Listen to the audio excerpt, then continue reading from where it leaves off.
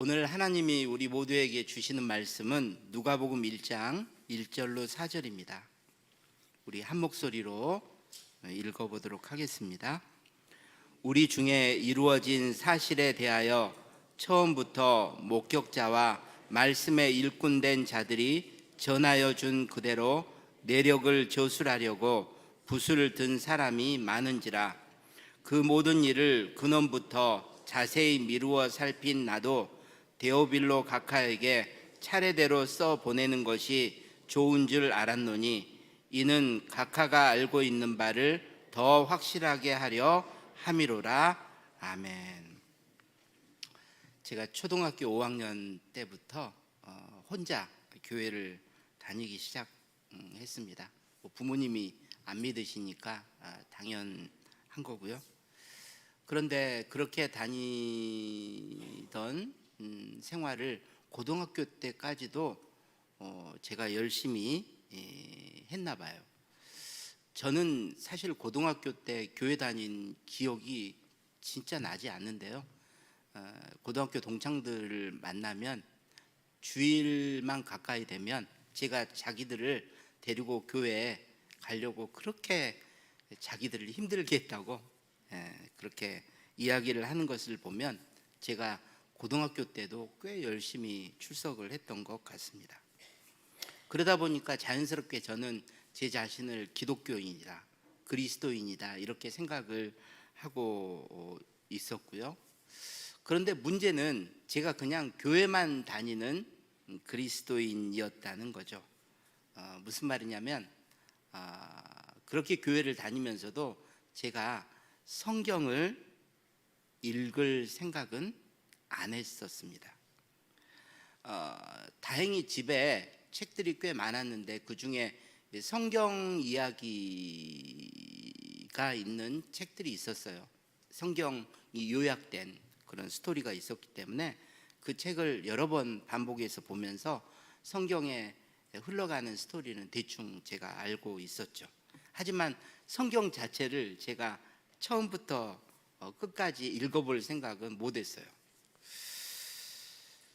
이게 고등학교 때까지의 이제 저의 모습인 거죠. 성경은 안 읽어도 교회는 열심히 다니는 그리스도인이었습니다. 사실 성경을 안 읽는 데는 목사님들의 잘못도 커요. 여러분, 저는 강단에서 목사님들이 설교하시는 게 정말 이해가 많이 안 됐어요. 왜냐하면 옛날에는 더 그랬던 것 같아요. 히브리어, 헬라어 막 단어를 설명하면서 이렇게 저렇게 말씀을 하시는데 저한테는 무척 어려웠거든요. 그러다 보니까 성경은 내가 읽고 이해하기에는 어려운 책이라는 인상을 제가 가졌던 거죠. 그래서 직접 읽어볼 생각은 못했던 것입니다. 그러다가 성경을 일독하던 때가 생겼습니다. 사랑교회 대학부 2학년 때였는데요. 1학년 말에 제가 사랑교회를 다니기 시작했고요.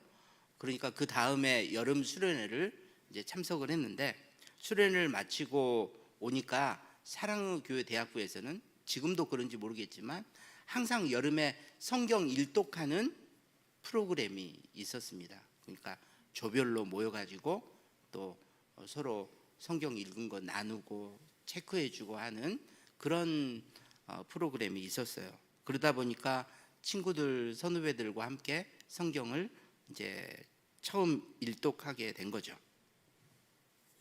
그런데 이제 성경을 읽다 보니까 많은 질문들이 생기잖아요. 근데 그런 여러 질문들 중에서 오늘 제가 여러분과 함께 나누고 싶은 질문이 있습니다. 성경의 어떤 구절에 관한 것이 아니라요, 성경 자체에 관한 것입니다. 그게 뭐냐면 왜 성경은 하나님의 말씀인가 하는 거였어요. 내가 왜 성경을 하나님의 말씀, 정확하고 오류가 없는 말씀으로 내가 신뢰해야 될까? 이게 저의 질문이었습니다. 오늘 누가복음을 읽었으니까 누가복음을 가지고 이야기하면 이건 누가가 쓴 거잖아요. 그럼 사람이 쓴 책인데 이게 어떻게 하나님의 말씀일 수 있느냐는 거죠. 더 구체적으로 들어가면 누가도 인간이기 때문에 연약함이 있고 죄성도 있는 존재인데, 그러면 성경을 쓰다가 자신의 잘못이나 실수 또 그 오류가 그 성경에 그대로 개입될 수 있지 않을까. 그렇다면 정말로 성경을 온전한 하나님의 말씀으로 우리가 인정해야 하는가? 내가 전적으로 이것을 하나님의 말씀이라고 신뢰해야 되는가? 그런 질문들이 제 안에 있었던 거죠. 표를 보여주시면 지금 이제 돌이켜 생각해 볼 때 제가 이런 두 가지 문제에 대한 의문을 가지고 있었던 것 같습니다. 하나는 영감성, 도대체 성경이 어떻게 기록됐느냐? 하나님이 영적으로 감동하신 책이라는 말이 맞느냐? 또 무엇성, 정말로 성경에는 오류가 없단 말이냐? 어떤 잘못도 없는 그런 무오한 그런 책이라고 성경을 봐도 되는가? 이런 이제 질문을 제가 하고 있었던 거죠. 이게 바로 이제 설교의 제목이기도 하죠. 그런데 대학부 시절에 제 주위에는 이제 이런 질문에 대해서 시원하게 대답을 해줄 선배는 없었습니다. 그 당시에 사랑의 교회가 폭발적으로 성장하기 좀 전이었어요. 그러다 보니까 사랑교회 다니는, 특히 대학교에 다니는 이제 친구들이나 선배들을 다 보면요, 거의 다 모태 신앙이었어요. 사랑교회에서 자랐든 아니면 지방에서 올라왔든 무슨 장로님의 아들, 뭐 안수 집사님의 딸, 다 이런 분들이었어요. 그러다 보니까 제가 이런 이야기를 꺼내면요, 항상 이렇게 반응하는 거예요. 야, 나는 한 번도 그런 질문을 지금까지 던져본 적이 없어. 성경이 하나님의 말씀이라는 것을 나는 의심하고 있지 않아. 이건 그냥 우리가 믿고 받아들여야 되는 거 아니야? 너 그런 질문을 던지고 살면 되게 신앙생활 힘들겠다. 이런 반응을 저한테 하는 거예요. 그러면 여러분 생각에 그러면 목사님이라도 묻지 하고 생각하실 수 있잖아요. 그 당시 대학부에 담당 전도사님이 계셨습니다. 지금 우리 교단의 지금 총회장이신 대전 새로남교회 오종호 목사님이에요. 목사님. 그 당시에는 이제 전도사님이었죠. 저도 생각을 해봤어요. 왜 내가 그런 질문을 오 전사님한테 물어볼 생각을 안 했을까? 그런데 그랬던 것 같아요. 지금도 우리 청년들 뭐 저기 담임 목사님 저한테 오라고 하면 되게 이렇게 막 주저주저하고 안 오거든요. 그러니까 저도 약간 그런 이제 그분 앞에 가는 거에 대한 긴장감도 있었고, 지금 내가 갖고 있는 질문이 뭐 내가 신앙생활을 해야 되느냐 말아야 되느냐 할 정도로 그렇게 심각하게 제가 막 고민을 하고 있었던 것은 아니었기 때문에 제가 물어볼 생각은 못했던 것 같습니다. 그러니까 어쨌든 이 질문이 시원하게 해결되지는 않는 채로 제가 이제 신앙생활을 계속 했던 거죠. 소그룹을 맡아서 후배들을 가르치기도 하고, 또 제가 이제 글과 관련된 일을 어렸을 때부터 많이 했어요. 주보사를 맡아서 매 대학부 주보를 만들었습니다. 지금은 사랑교회 대학부가 7부까지인가 있어요. 근데 그때는 하나밖에 없었어요. 그러니까 이제 후배들을 가르치기 위해서 제가 이 성경을 공부했겠잖아요. 하지만 그 정도였지 정작 제 자신을 위해서 매일매일 성경을 공부하거나 읽지는 않았던 거죠. 저는 그때를 뜨겁지도 않고 차갑지도 않는 미지근한 상태라고 표현하고 싶습니다. 성경을 전적으로 부정하지도 않고 그렇다고 철저하게 긍정하지도 않는 아주 애매모호한 태도로 제가 신앙생활을 했다는 거죠. 그것이 이제 완전히 바뀌게 된 계기가 저에게 생겼습니다. 사랑교회 대학부를 제가 대학교를 졸업하면서 졸업을 해버렸어요. 사랑교회를 나와가지고 서울 면목동에 있는 조그만 지하 개척교회를 가서 제가 섬겼습니다. 주일학교도 하고 청년부도 섬기고, 뭐 거기는 뭐 전도사님이 따로 있는 게 아니니까. 주일학교는 이제 전사님이 있었죠. 그러면서 이제 제가 일반 대학원을 다니고 있었는데요. 그러면서 하나님이 저를 이제 목회자로 부르신다는 강력한 소명감을 제가 느끼게 된 거죠. 그래서 진로를 바꿔서 내가 신학대학원을 가야겠다 계획을 세웠습니다. 그런데 시험 과목을 보니까 뭐 영어도 있고 철학도 있어요. 근데 그런 과목은 제가 이제 뭐 특별하게 공부 안 해도 되겠다라고 생각을 했는데 성경 시험이 있는 겁니다. 목회자가 당연히 목회를 하려면 성경을 잘 알아야 된다고 생각을 해서 제가 성경에 집중하기로 하고, 그때 이제 대학교 도서관에 있으면 선후배들이 저를 보니까 그때까지 제가 뭐 목회자 되겠다는 소리를 안 했거든요. 그래서 영락교회를 갔어요. 거기에 도서관이 있는데 한경직 목사님 기념관, 거기에서 이제 주석도 있고 그러니까 성경을 계속 2달 동안 읽기 시작한 겁니다. 그런데 그때 하나님이 저를 만나 주셨어요. 전에는 경험하지 못한 이제 은혜를 주신 것입니다. 그 당시에 제가 표현할 수는 없지만 제 인생에 참 힘든 시간을 보내고 있었는데 성경을 읽으면서 계속 눈물이 나는 거예요. 한 번도 그래 본 적이 없었거든요. 특별히 요셉 이야기하고 다윗 이야기를 제가 읽을 때 진짜 주체할 수 없이 제가 울었습니다. 슬퍼서 우는 것도 아니고 기뻐서 우는 것도 아니고 그냥 요셉과 다윗이 겪었던 그 고통이 제 고통처럼 느껴지는 거예요. 근데 그게 그렇게 막 가슴을 저며요. 그 전에 어떤 책을 읽을 때도 경험하지 못한 것이었습니다. 그러면서 하나님이 저를 만져주시고 또 위로하시고 격려하신다는 것을 제가 느끼게 된 거죠. 바로 그 순간 정말로 이 성경이 하나님의 말씀이구나를 제가 확신하게 되었습니다.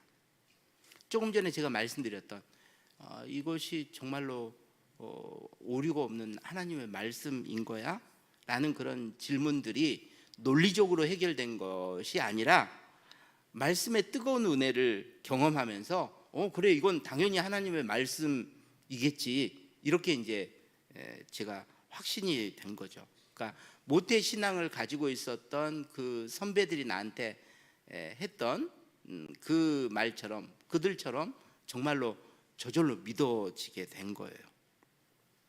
하지만 여전히 해결되지 않는 이 논리적인 질문들은 제 마음속에 여전히 있었던 거고요. 그것이 이제 신학대학원 가서 신학을 배우기 시작하면서 조금씩 이제 해결이 되었습니다. 그렇기 때문에 이 시간에는 바로 제가 던졌던 그 질문에 대한 논리적인 해답을 제가 이 시간 여러분과 함께 나누고자 하는 거죠. 여러분, 성경은 사람이 일단 썼어요. 그런데 어떻게 이것이 하나님의 말씀이 될 수 있을까? 그것도 오류나 잘못이 없는 그런 완벽한 하나님의 말씀이 될 수 있을까? 이 질문을 제가 던졌던 거잖아요. 이 질문에 대해서 그래, 정말로 성경이 하나님의 말씀이야, 이런 확신을 가지게 되려면 그런 이제 믿음의 집을 건축한다고 생각을 했을 때 그 집에 가장 먼저 해야 될 기초 공사가 있어요. 그것에 해당되는 것이 이제 첫 번째 제가 나누고 싶은 것인데요. 성경이 하나님의 말씀이라는 확신을 가지려면요, 전능하신 하나님을 믿어야 한다는 것이었습니다. 하나님이 전능하신 분이라면요, 그분이 하시지 못할 일은 없는 거죠. 우리에게는 어려워 보여도 하나님에게는 어려울 수 없는 줄 믿습니다. 전능하신 하나님이시라면 그분이 죄가 있고 그리고 연약한 인간을 통해서 성경을 기록하게 하시면서도 그 인간이 가지고 있는 오류나 잘못이 성경 속에 개입되지 않도록 하나님이 만드실 수 있다는 것을 우리가 믿어야 한다는 거죠. 여러분, 에레미야 32장 말씀부터 한 세 구절 같이 함께 우리 읽어보도록 하겠습니다. 나는 여호와여 모든 육체의 하나님이라. 내게 할 수 없는 일이 있겠느냐? 대저 하나님의 모든 말씀은 능하지 못하심이 없느니라. 예수께서 그들을 보시며 이르시되 사람으로는 할 수 없으나 하나님으로는 다 하실 수 있느니라. 아멘. 아멘입니까? 네. 이 하나님의 전능하심을 전제하고 한번 생각해 보자는 거죠. 만약 하나님이 우리에게 인간의 오류나 잘못이 담겨 있는 성경책을 주시면서 야, 이것은 나의 완전한 말씀이란다. 그러니 너는 이 말씀을 신뢰하고 이 말씀에 복종하며 살아라. 여러분, 만약 하나님이 이러신다면요, 우리가 그 성경을 진짜로 신뢰하고 복종할 수 있겠어요? 없죠. 오류가 있는 것을 어떻게 우리가 신뢰할 수 있어요? 뿐만 아니라 그렇게밖에 하실 수 없는 하나님의 전능하심도 우리는 의심하게 될 것입니다. 그러니까 성경이 무오한 책이다. 그러니까 없을무 오류오 해서 오류가 없는 하나님의 말씀을 기록한 책이 되려면요, 전제가 하나님의 전능하심이어야 돼요. 왜? 오류가 있을 수밖에 없는 인간으로 하여금 성경을 기록하게 하시면서도 하나님은 그 인간의 오류가 성경에 들어가지 못하도록 막으실 수 있어야 하기 때문입니다. 전능하신 하나님이시기 때문에 그분이 주신 성경은 오류가 없는 책일 수밖에 없다는 거죠. 저는 이 첫 번째 해답이 성경이 하나님의 말씀이라는 확신의 집을 갖는데 가장 중요한 기초가 된다고 생각을 합니다. 바로 그 위에 이제 두 번째 해답인 기둥을 세워야겠죠. 이게 이제 가장 중요한 부분일 수 있는데요. 방금 제가 말씀드렸듯이 인간의 오류가 잘못이 성경에 개입되지 않도록 하나님이 특별한 역사를 전능하신 하나님이 하셨다면 그 역사를 우리가 뭐라고 불러야 하느냐는 거죠.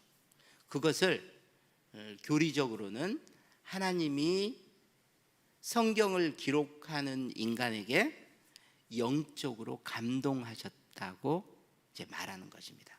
그러니까 특별한 역사죠. 그 사람에게만 하나님이 영적으로 감화 감동을 하셔서 그 사람의 오류가 개입되지 않도록 만드셨다는 거죠. 이것을 영감성이라고 이야기를 하는 것입니다. 영적으로 감화 감동하셨다. 그렇다면 도대체 이 영감은 어떤 방식으로 이루어진 것일까? 두 가지 방식이 있는데요. 첫 번째는 하나님이 이렇게 하실 수도 있죠. 하나님이 기록하게 하고 싶은 것을요, 다 불러주는 거예요, 사람한테. 그럼 그 사람이 그것을 받아서 그대로 적는 방식으로 하나님의 영감이 이루어졌다, 이렇게 생각할 수 있는 거죠. 이것을 뭐라고 부르냐면요, 기계적 영감이라고 부릅니다. 왜 영감이란 말 앞에 기계적이란 말을 붙이냐? 여러분, 기계가 움직이는 방식으로 하나님이 그 사람을 감동하셨다는 말입니다. 여러분, 기계가 어떻게 작동해요? 기계는요, 메커니즘이 있어가지고 기계의 한 부분이 움직여요. 그러면 그것과 맞물려 있는 부분이 따라서 저절로 움직이는 것입니다. 마치 그러듯이 하나님이 그 사람에게 말씀하시면 그 사람은 그냥 그것을 그대로 받아서 적는 방식으로 성경이 기록됐다. 그러면 거기에 인간의 오류가 개입될 여지가 없는 거죠. 이런 식으로 영감이 이루어졌다는 것을 기계적 영감이라고 말합니다. 성경을 보면 이런 기계적 영감이 성경을 기록하는데도 쓰였겠구나 짐작할 수 있는 근거 구절들이 나옵니다. 이사야 38장 4절 6절을 보겠습니다. 같이 읽습니다. 이에 여호와의 말씀이 이사야에게 임하여 이르시되 너는 가서 히스기야에게 이르기를 내 조상 다윗의 하나님 여호와께서 이같이 말씀하시기를 내가 내 기도를 들었고 내 눈물을 보았노라. 내가 내 수 안에 15년을 더하고 너와 이 성을 아수르 왕의 손에서 건져내겠고 내가 또 이 성을 보호하리라. 여러분, 하나님이 이사야에게 말씀하셔서 너 지금 내가 말한 그대로를 가서 히스기야 왕에게 전하라고 하시잖아요. 여러분, 이사야가 자기 마음대로 뭔가를 빼버리거나 그 다음에 덧붙일 수 있어요, 없어요? 없죠. 마치 성경이 이렇게 쓰여질 수 있는 것입니다. 신약도 한번 보죠. 계시록 2장 1절 같이 읽습니다. 에베소 교회의 사자에게 편지하라. 오른손에 있는 7뼈를 붙잡고 7 금 촛대 사이를 거니시는 이가 이르시되. 지금 예수님이 사도 요한한테 에베소 사자, 그러니까 목사님이죠. 그 목사에게 이렇게 편지를 보내라면서 말씀을 하세요. 그러면 요한은 그것을 그대로 받아 적어가지고 편지를 보내는 거죠. 여기에 뭐 빼거나 더하거나 이러지 않는 것입니다.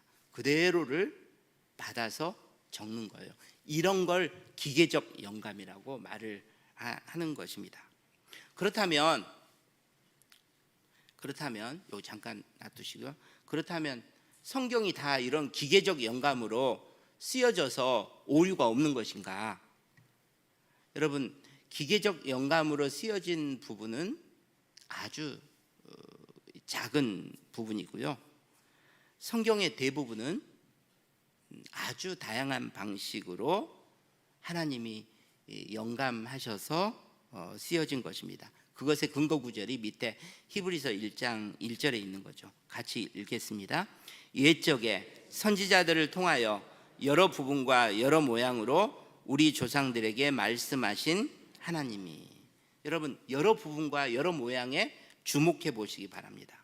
하나님이 아주 다양한 방식으로 조상들에게 말씀하셨다는 거죠. 불러주고 그것을 받아 적게 하는 방식 말고 다른 방식들을 많이 사용하셨고 선지자들은 그것을 기록으로 남겼다고 되어 있습니다. 그러면 어떤 방식이 있었을까? 바로 그런 방식 중에 한 가지를 오늘 우리가 누가복음에서 읽었던 것입니다. 다시 한번 누가복음 1장 1절부터 4절 우리 읽어보도록 하겠습니다. 우리 중에 이루어진 사실에 대하여 처음부터 목격자와 말씀에 일꾼된 자들이 전하여 준 그대로 내력을 조술하려고 붓을 든 사람이 많은지라. 그 모든 일을 근원부터 자세히 미루어 살핀 나도 데오빌로 각하에게 차례대로 써보내는 것이 좋은 줄 알았노니 이는 각하가 알고 있는 바를 더 확실하게 하려 함이로라. 다른 복음서와는 달리 누가는 자기 복음서의 첫 대목에 내가 왜 어떻게 이 복음서를 기록하게 되었는지 이렇게 이야기를 해주고 있습니다. 1절 2절 보면 누가복음을 기록하기 전에 이미 우리 중에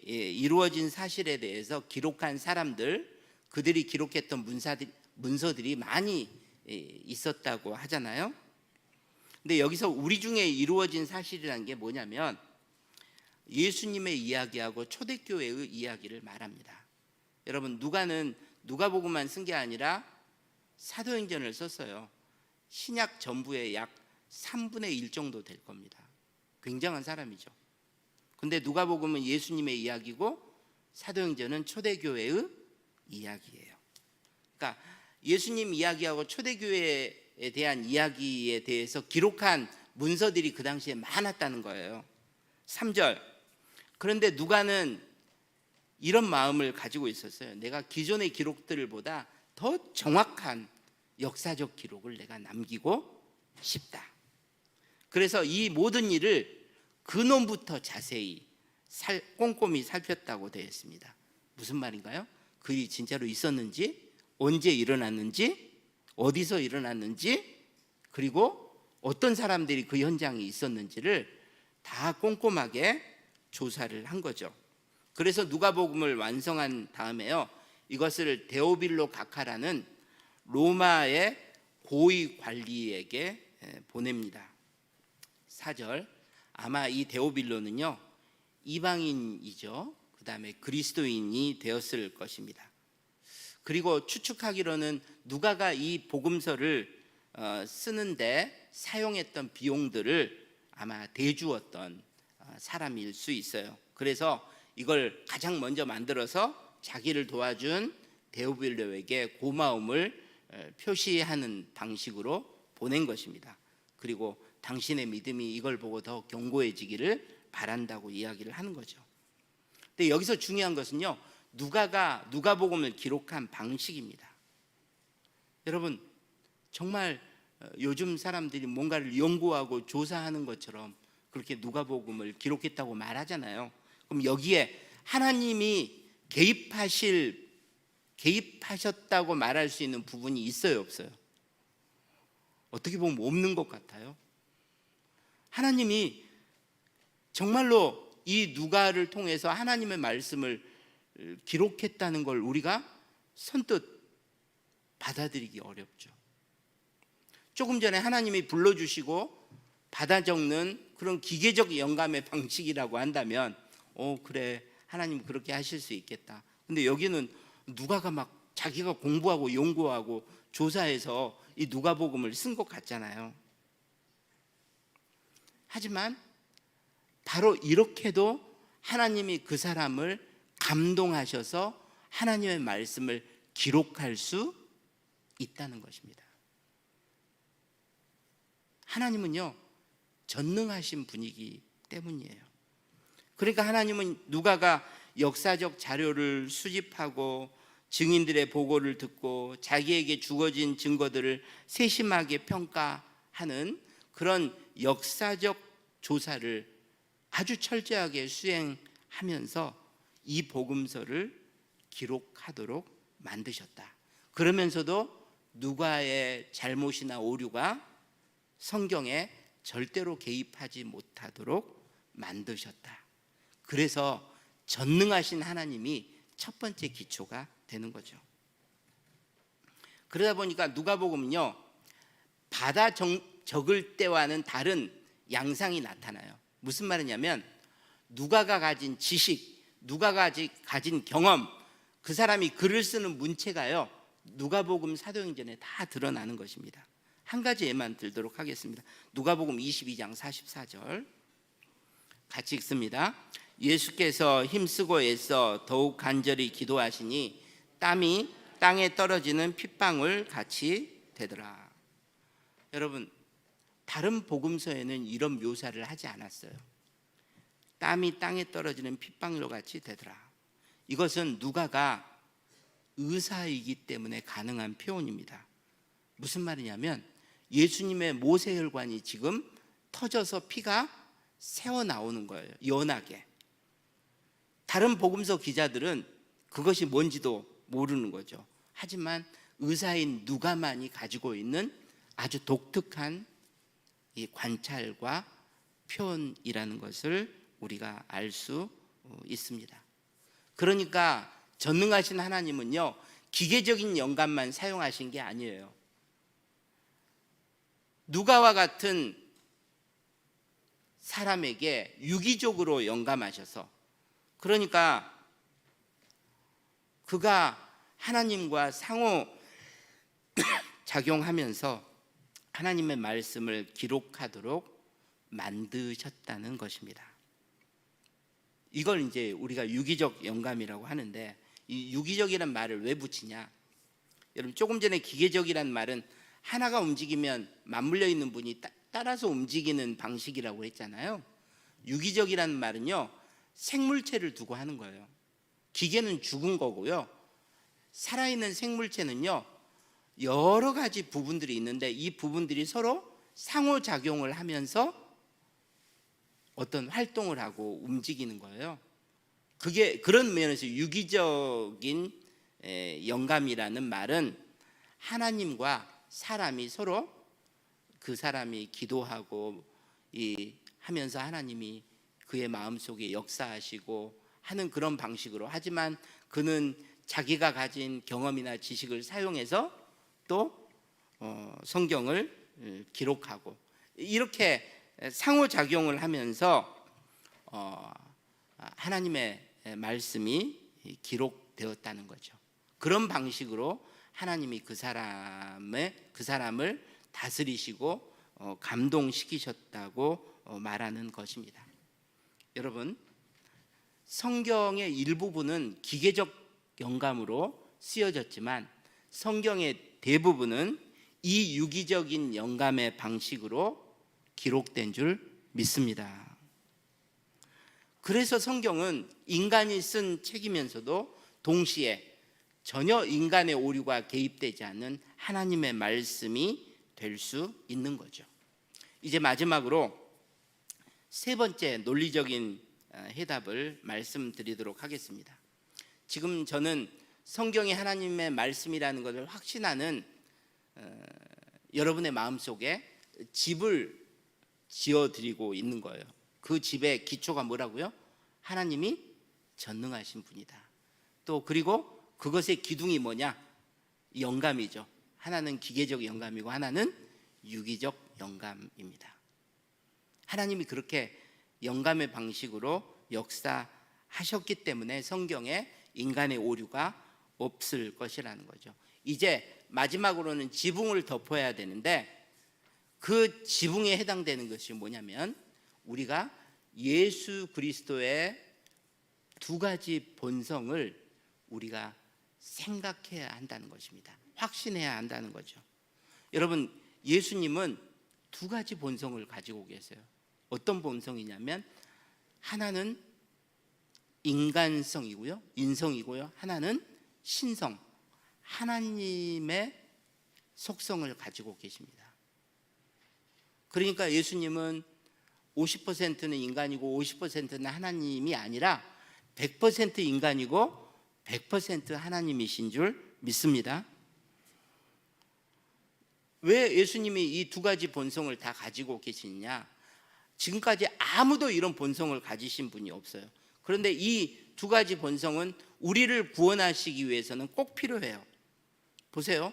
우리를 구원하시려면 우리와 같은 인간이어야 되잖아요. 그러니까 인간이셔야 우리 대신, 다른 인간들 대신 십자가에서 돌아가실 수 있는 것 아닙니까? 근데 그뿐만 아니죠. 인간이지만 죄가 없으셔야 돼요. 죄 없는 분은, 모든 인간은 죄가 있으니까 죄 없는 분은 하나님밖에 없잖아요. 그러니까 죄 없는 하나님이셔야 죄 있는 인간을 대신해서 돌아가실 수 있는 거죠. 그러므로 예수님이 우리를 구원하시려면 예수님의 인성과 신성이 다 필요하다는 것입니다. 그래서 이 세상, 이 역사를 다 찾아봐도 예수님처럼 신성과 인성을 다 가지신 분이 없기 때문에 우리가 예수님의 본성만 생각해도 예수님은 우리의 유일한 구원자이신 줄 믿습니다. 그런데 어떻게 한 인격 안에 이 두 가지 본성이 함께 존재할 수 있느냐 하는 거죠. 어떻게 예수님이 완전한 인간이시면서 동시에 완전한 하나님이실 수가 있느냐는 것입니다. 그런데 해답은요, 첫 번째 말씀드렸던 것처럼 전능하신 하나님이 예수님을 그렇게 만드신 줄 믿습니다. 또 이 말을 오해하지 마세요. 예수님이 피조물이라는 말이 아니에요. 전능하신 하나님이 예수님이 완전한 인간이면서 동시에 완전한 인간이 되게 하셨다고 우리가 믿어야 해요. 여러분, 그런데 그런 믿음을 우리가 가지고 있다면 똑같이 그 전능하신 하나님이 우리가 읽는 이 성경이 인간이 기록한 책이면서 동시에 완전한 하나님의 말씀이 되도록 만드실 수 있는 줄 믿습니다. 논리적으로는 좀 어렵지만 여러분 이해하면 정말 은혜가 되는 거예요. 그래서 제가 지붕이라고 말하는 거예요. 여러분, 성경이 인간의 기록이면서 하나님의 말씀이 되는데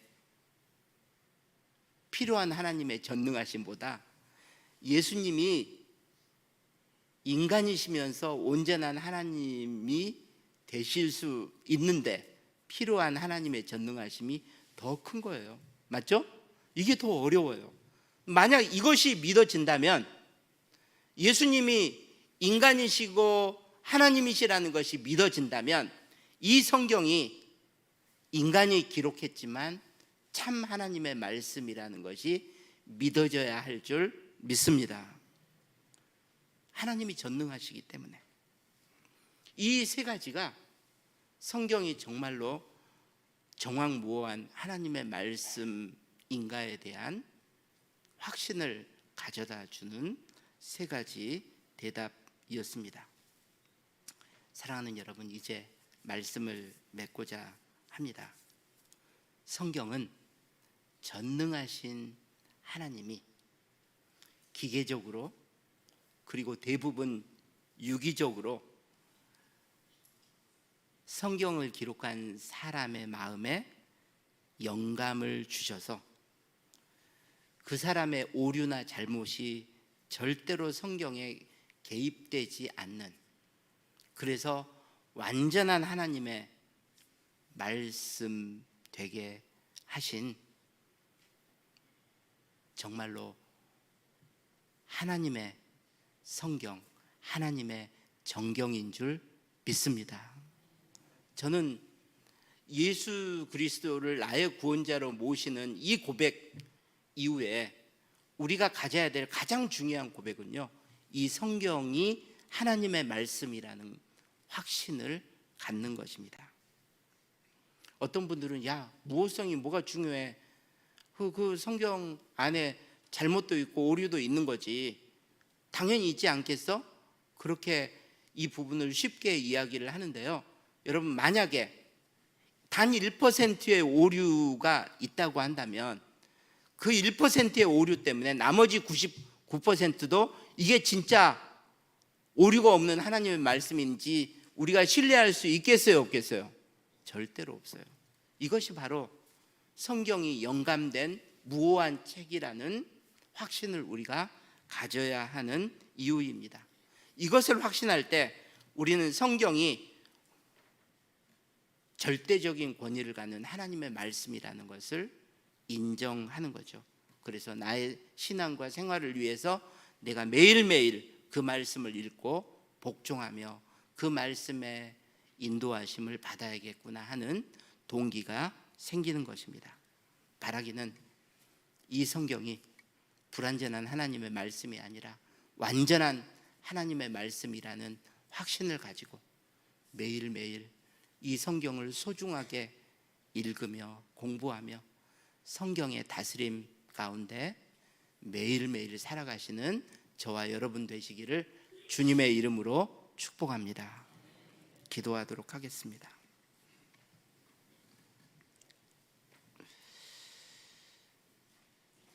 하나님,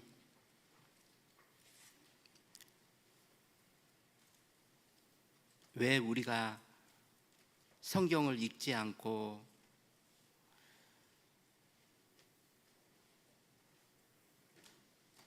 먼지가 쌓일 정도로 치워놓는지를 곰곰이 생각을 해보니 정말로 우리 안에 이 성경이 하나님이 내게 주신 말씀, 오늘 나에게 들려주고 싶은 하나님의 음성이 담긴 아무런 오류가 없는 완전한 하나님의 책이라는 확신이 없어서인 것 같습니다.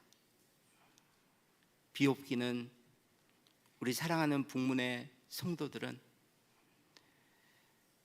이 성경책을 바라볼 때마다 전능하신 하나님이 이 성경을 기록한 40여 명의 사람들에게 이 책을 기록하고 보존하게 하시기 위해서 기계적으로 혹은 유기적으로 영감하셔서 인간이 기록했지만 인간의 오류나 실수나 잘못이 전혀 개입되지 않도록 특별하게 역사하신 하나님의 말씀이라는 것을 굳게 믿고 확신하게 하여 주시옵소서.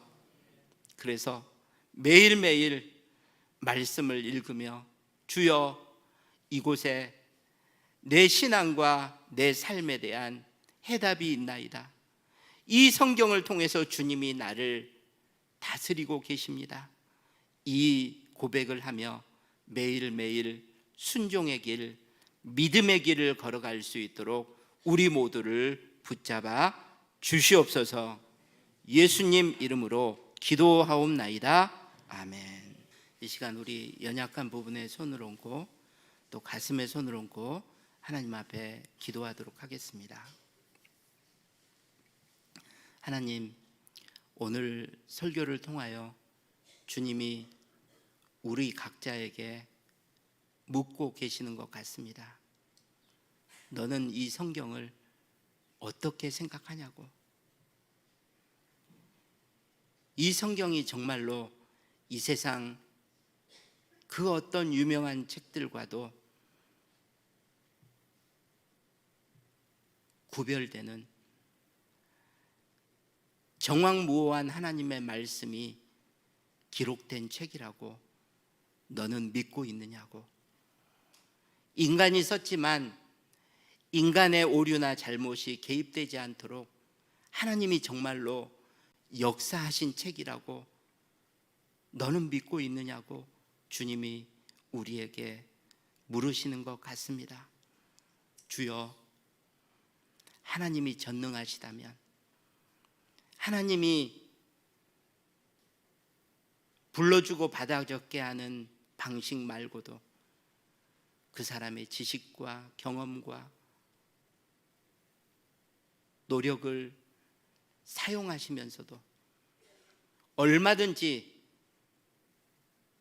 그 사람의 오류나 잘못이 개입되지 않도록 유기적인 영감의 방식으로 성경을 기록하게 하실 수 있다는 것을 우리가 확신하게 하여 주시옵소서.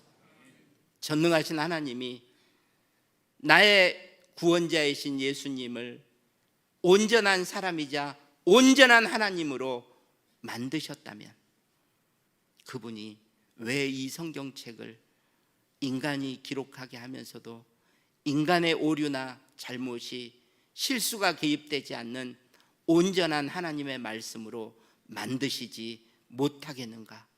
주여, 우리 안에 이런 당당한 자신감을 가지고 성경을 대하게 하여 주시옵소서. 그래서 이 성경 말씀이 내 신앙과 내 생활에 절대적인 기준으로 삼아 정말로 늘 말씀 앞에 엎드리고 말씀 앞에서 하나님의 음성을 들으며 하나님의 인도하심을 받는 우리 모두가 꼭 되게 하여 주시옵소서. 아버지여, 이 시간 우리의 모든 연약함을 주님 앞에 고백합니다. 주님은 만병의 의사이시오니 주여 우리를 고치시고 우리를 싸매시고 우리를 온전케 하여 주시옵소서. 주님은 우리를 새롭게 하실 수 있사오니 우리의 몸도 우리의 영혼도 우리의 생각과 감정과 우리의 의지까지 주님이 원하시는 방향으로 우리를 깨끗게 하시고 새롭게 하여 주시옵소서. 우리를 힘들게 하는 모든 어둠의 질병의 근원은 예수의 이름으로 떠나가게 하여 주시옵소서. 이 시간 우리 사랑하는 성도들의 가정과 생업과 또 자녀들을 힘들게 하는 흉악의 결박이 있다면 주여, 이번 주에 말씀을 읽다가 그 말씀에 부어주시는 놀라운 은혜로 말미암아 예수의 이름으로 그 모든 흉악의 결박이 끊어지게 하여 주시옵소서. 우리 모든 성도들에게 정말로 하나님,